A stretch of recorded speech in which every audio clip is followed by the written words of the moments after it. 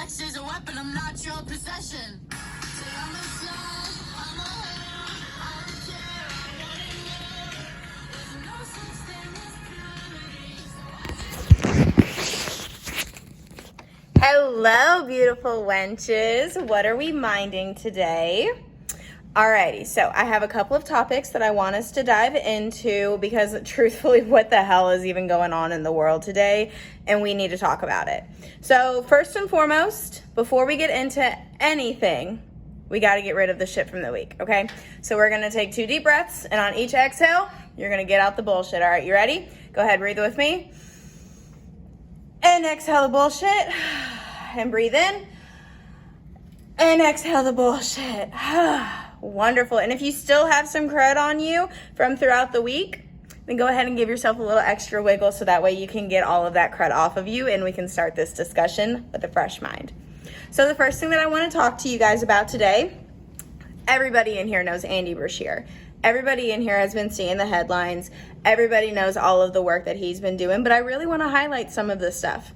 So before we even move into him, truth be told, we need to talk about the government and everything that this current president and administration is doing to attack our LGBTQ youth, our trans community, and truthfully, it's just bullshit. So we really want to dive into Andy. So Andy is pushing back against some of these religious ideologies, religious beliefs with his religion, but he's using it to fight the hate that these other people are trying to use Christianity for. They're trying to use Christianity as a weapon to supply hate to these people. And Andy's saying, absolutely not. This isn't going to happen, especially not when it's attacking my community, my people, the youth in my community. So one of the first things that I really noticed with him, not even talking about going all the way back to Kamala Harris whenever he first started coming up and he really started taking his stances, but I'm even talking about now with all of his efforts with the flooding, keeping everybody updated and doing the absolutely most and best that he can to advocate and fight for more resources, but also specifically focusing on our LGBTQ youth. He's fighting against things like conversion therapy, which has been proven time and time again to be absolutely harmful and devastating and just disgusting to our kids and our youth because of what? These religious ideologies that hold no merit. Anyways, we have a little clip from Andy where he's really talking about him fighting for Kentuckians and just his stance on it, and he's putting it even into his own words. So let's hear from him, okay? And the rest of the United States cannot possibly reach its full potential unless our people feel supported to be themselves. Discrimination against our LGBTQ plus community is unacceptable. It holds us back, and in my Kentucky accent, it ain't right. God, that's so amazing. It ain't right, and it absolutely fucking is not. So getting off of some of the political stuff, because I'm sure all of us have had it up to here with everything that's been on our timelines, on our feeds, and all of that stuff. Something else that's been popping up on my timeline has been this new show from Netflix called Adolescence. Have you guys heard of it?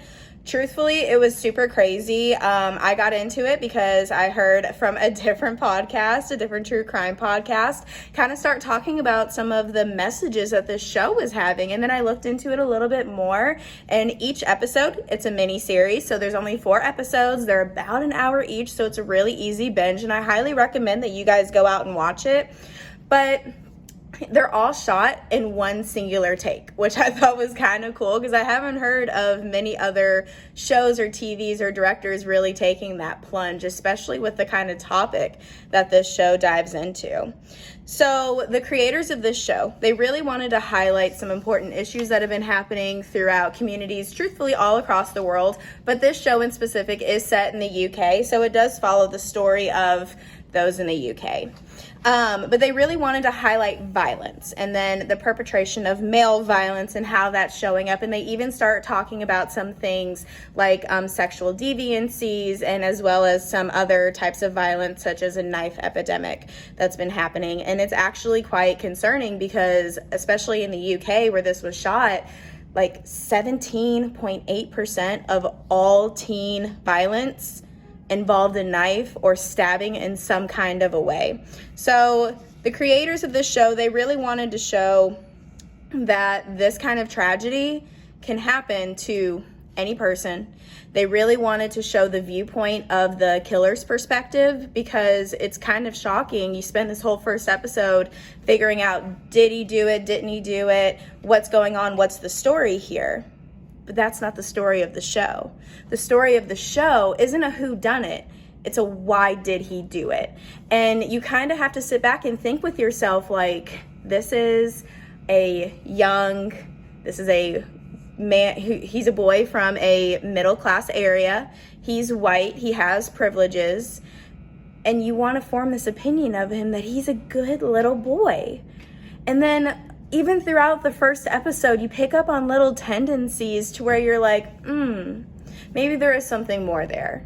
But truthfully, it didn't take me until the second time going around and watching it and actually analyzing it to see that, oh man, we're kind of brainwashed into thinking some of this stuff is okay, but it's actually showing up as violence, and it's being pushed onto our kids through school, through even things that we're doing in our own households. So I did take a couple of notes, and I do want to talk about some of the themes that this story dives into. So obviously I've mentioned violence, so we are going to be talking about sexual violence, knife violence, but it also dives into incel culture. And if you guys don't know, that's basically the involuntary celibacy of men.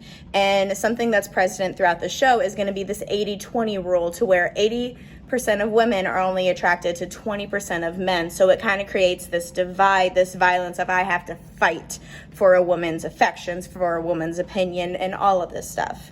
So anyway, we start seeing this right off the beginning from episode 1, where women are just pushed off to the side. They're discarded, even if it's not in the most obvious of ways. But one of the first things I did pick up on, the show starts off with officers busting into the house to go and arrest Jamie. That's the little boy who's in question. And it's a male and female officer. The male officer, he is the DI, and the female officer is the DS. Those are their official titles according to UK standards, like I mentioned.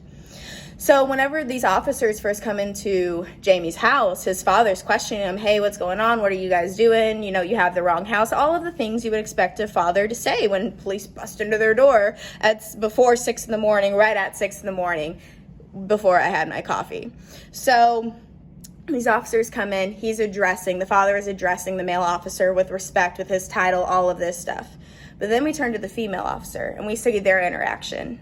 And he has no kind of respect for this officer. He even goes as far as calling her love. Love, what are you doing? Why are you going through my laundry? Do you really need that? He's starting to question her motives. This police officer, just because she is a female, he starts to question her motives and starts to question her legitimacy in being in his house. And we even see this throughout the script. I don't know if you guys are like me. I can't hear without some subtitles, so we had the subtitles on, reading through the different names of all of these people. Jamie's mom, Jamie's dad. We know who Jamie's dad is. His name is Eddie. But his mom is Mrs. Eddie. We never know the mom's name because in Jamie's eyes, she's not important. He even has a sister that we know very little about and has very little interaction with the show, because in Jamie's eyes, she's not important. Because she's not a male. She's not someone who is strong. She is weak. And that's something that he just cannot stand for. But diving in, we even see the perpetuation of these kind of gender roles and these gender ideologies played out even between the police officer and the mom. Whenever they're sitting there talking to the parents, the DI, the male officer, he's asking the mom, how are you? How is your daughter? He's asking these very emotional based questions, whereas he turns to the father and he's asking these logistical questions. So again, we can see these divides, these very clear divides on how male and females are being treated in society, in these criminal investigations. And then we'll even see later on how this even goes as far as their school environment. So continuing on in episode 1, we can see some things that are perpetuating male violence. And one of the things that's really evident really out there is going to be how Eddie takes care of his son, because his son is allowed to have one parental person with him as he's going through blood tests and investigations and all of this stuff. Well, rather than going for his mom, who is typically the person of comfort, of support, that maternal figure, he wants his dad. Because again, his dad is smart. His dad is the only one who knows what to do in situations, because his mom is stupid and weak. So whenever his dad comes in and he's sitting there and he's fighting for him and they have this moment alone, Jamie starts to show emotion. He starts to cry and he starts to plead to his father, I didn't do this. That's what he says throughout the first couple episodes. I did not do this. But then his dad is sitting here watching his son cry. And you can see there's a moment where he goes to reach to comfort him. And then he stops. And he never comforts him. Throughout the entire show, we see anytime Jamie cries, his father offers no support, no love, no care, no, hey babe, stop and take a deep breath. It's all going to be okay. We'll get this figured out. He didn't do any of that. He just let his son sit in his emotions because he didn't even know how to process his own, which really shows how this violence is also generational. Eddie, Jamie's dad, he had no tools because his father before him didn't have the tools to show him empathy and love and support. And then when they look around at their community, they're just reinforced with these ideas over and over and over again. So then, at the end of this show, Jamie says to the officer, he's sitting down with the male officer, and they're talking and they're going over their case with the lawyer, and the lawyer's instructing him what to say, what not to say, and all of this. Here's where the switch happens. Jamie goes from saying, I didn't do anything, I didn't hurt her, to I didn't do anything wrong. I didn't do anything wrong. Those are two very different statements, and it's so subtle unless you're focusing on the words, reading the subtitles. You really don't even pick up on this little switch. But it's when he's being questioned more and more and more by male authority figures that the truth starts to come out little by little by little. And guys, this is just the first episode. We still have 3 more episodes to dive into, which is so crazy. So episode 2. This dives into Jamie's school, and we start to see some of the school environment that Jamie's exposed to on the reg. Well, then we also get to see some of his friends and classmates and how they're treated. And notably, Jade, who is the victim's best friend. The victim is Katie. She's a 13-year-old girl that Jamie did stab. He stabbed multiple times with a knife, which we'll get to later. But Jade was her best friend. Jade was a black girl, and she did have emotional outbursts, which is very, typical and common for someone who's going through these tragedies, especially at such a young age. But the way she was treated by the teachers, as if she was this loud, explosive, violent woman, well, that also plays into the violent black woman stereotype, black women's rage that they're trying to, again, perpetuate this stereotypical image. But then we see through Ryan, who is Jamie's best friend, how he's treated. He has a little bit more respect given to him. He's given time to actually speak for himself. He's not given the, oh, it's okay, it's okay. He's allowed to freely speak his mind, and truthfully with some attitude and rudeness at some point. But then there's a moment where the DI ends up coming back in and he wants to talk to Ryan again. And Ryan busts out the door, and it's a really cool cinematic moment because you see the camera go from being a handheld camera to where it's the drone following them, because again, it's all taken in one shot. It's such a wild point in this show to watch how the cinema just works out. But you see Ryan take off, and you see the DI take off after him, and then he ends up tackling him. Again, this is a full-grown man against a 13-year-old boy. Granted, these are serious charges, but this is still a 13-year-old boy who has no weapons. And he tackles him and takes him down and screams in his face, what happened? Where's the weapon? All of this stuff. So again, he's showing this young boy that violence is okay as long as it is justified. And that's just something that we see again and again and again. Even whenever we look at Jamie's favorite class, which was history. Well, history was led by a male teacher. with all male students in that classroom, and it was just like a pool of people feeding off of each other and adding fuel to the fire of this just overall lack of concern, lack of respect, lack of everything. We can see it play out, and we can see how the school allows it to be okay, because it's not just this one room. It's every classroom that these officers are passing by, that there's no order, there's no anything. And it's just, again, it's so interesting to just kind of see how these officers are starting to slowly piece together how institutionalized some of this stuff is. So then we're going to move into episode 3. Episode 3 is by far my favorite episode, and it's actually the episode that they started filming first. So there was no background with any of these actors before they got into this deep and heavy episode. This entire episode is Jamie's interview with this psychoanalyst, and it's a woman who comes in. Well, it's already proven, they've already said multiple times, that there was a male who came in before her, and she's doing this secondary observation, just kind of a double check. So she's doing this double check, and she's watching the security camera with the guard, so that way she can kind of see some body language from Jamie and just kind of get a little bit of an insight before she goes in to talk to him. And this security guard, male, is mansplaining to her body language, because he's reading a book, and it's so important. Body language, and here's how you can see it, and here's how it feeds into it, and you can just see her.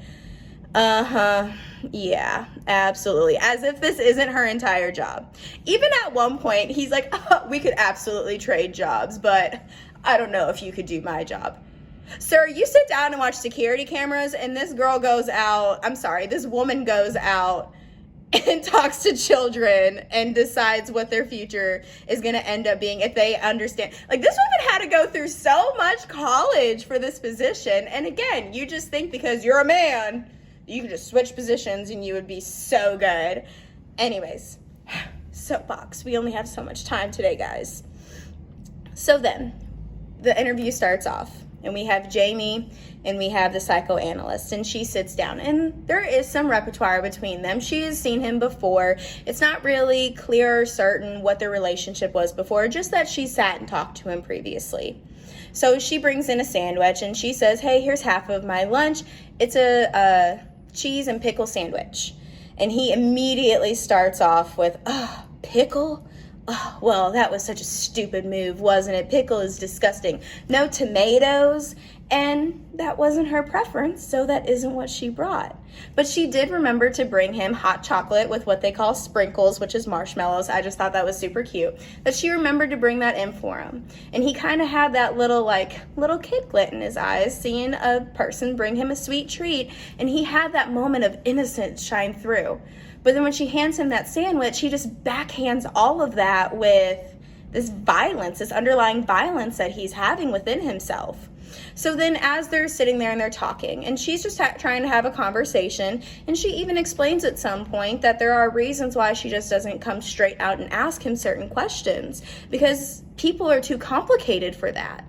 But even as she's explaining this, he continues to mocks her and undermines her and calls her a granny and mocks the way she says some words and says that she's so posh and how she just must have such an education. And he almost makes fun of this woman for it. And it's so interesting to kind of see him shifting back and forth between wanting control and allowing her to have control of the interview.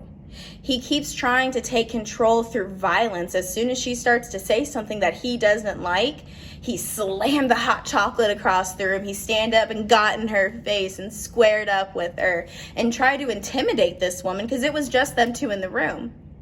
But there was a male security guard, a different one, standing outside that was making sure everything was going okay since they were alone. And he popped in the room when he heard Jamie started getting loud.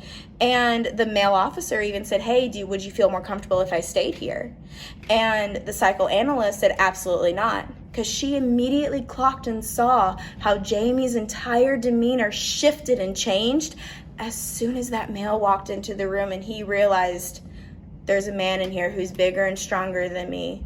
So I need to remember my place. but when it was just him and the analyst. And again, we see this going back and forth, and we see this wave to where he just cannot hold himself, and he just blows off of the top and is just going at her and going at her. He's never physically violent, but he's screaming and he's yelling at her and telling her basically how she's stupid and how he's such a good kid because, yeah, he might have stabbed Katie, but he didn't touch her, which is what other boys would have done.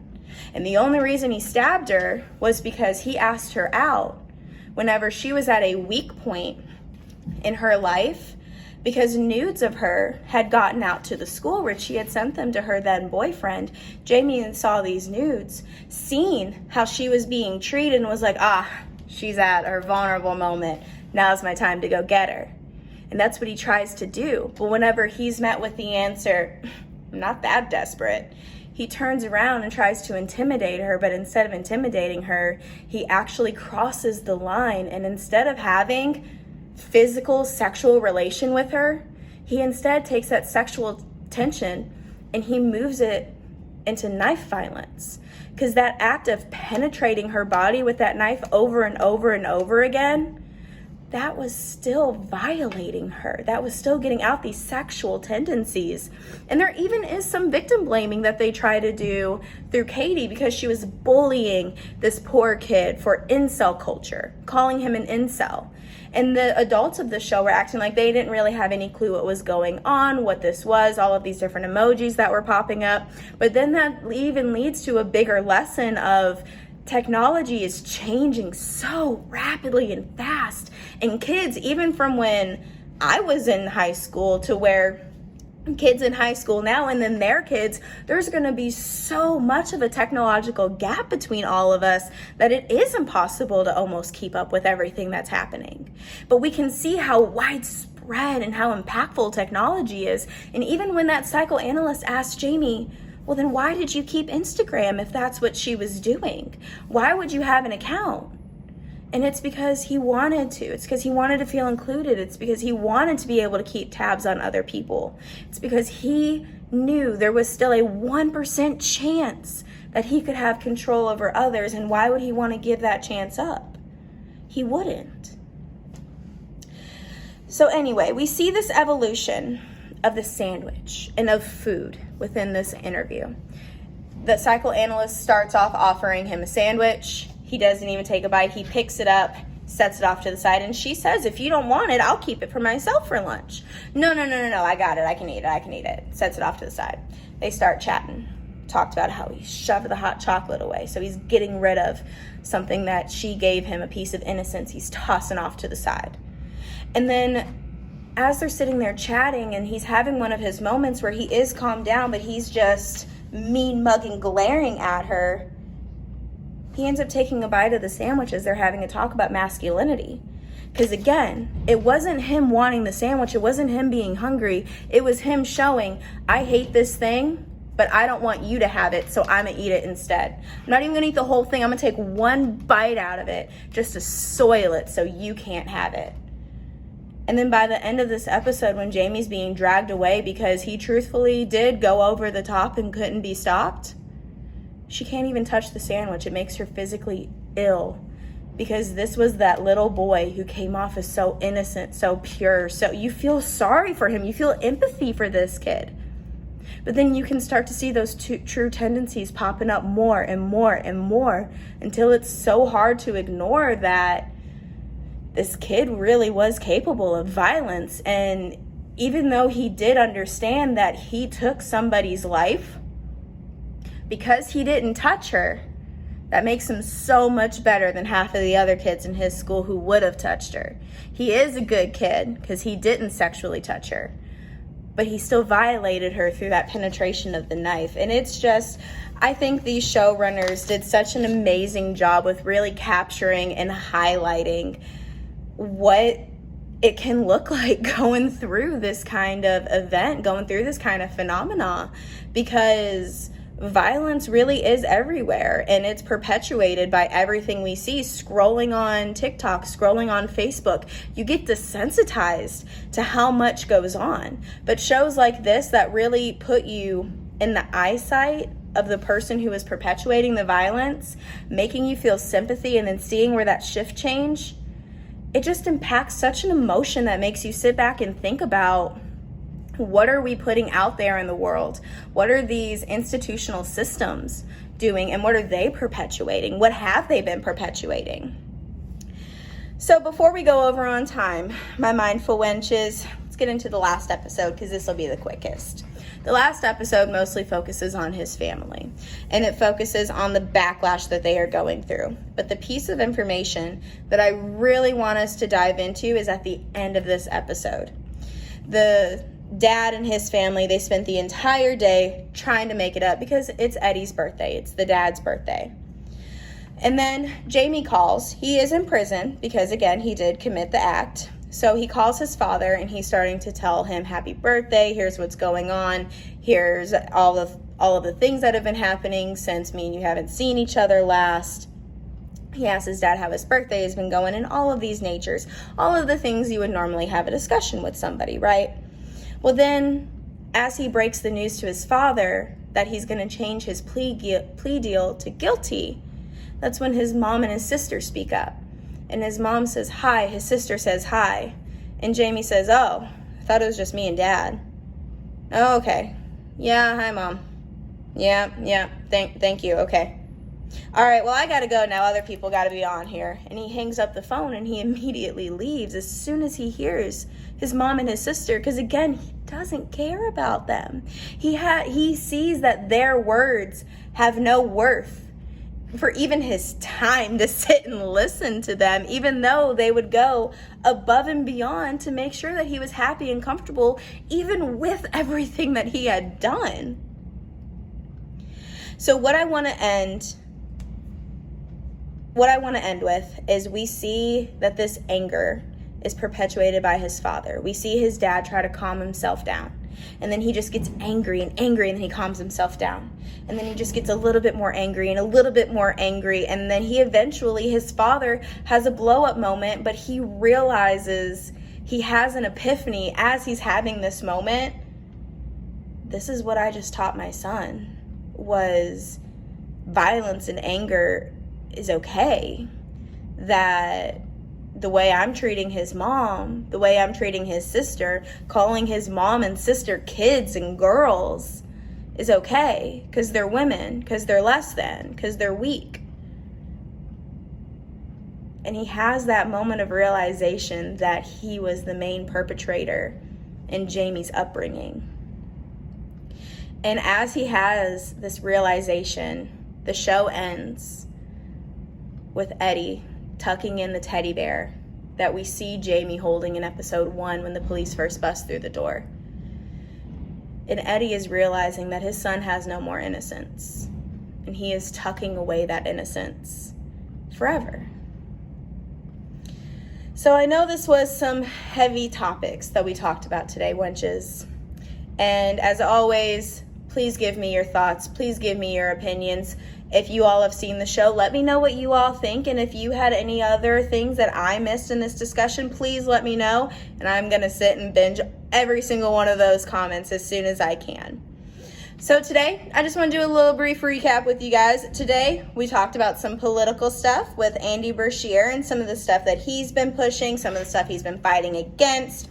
We talked about some knife violence. We talked about the misogyny that we see in society and institutions. We talked about how it's perpetrated through media, through these institutions, through our family life, and all of these different things.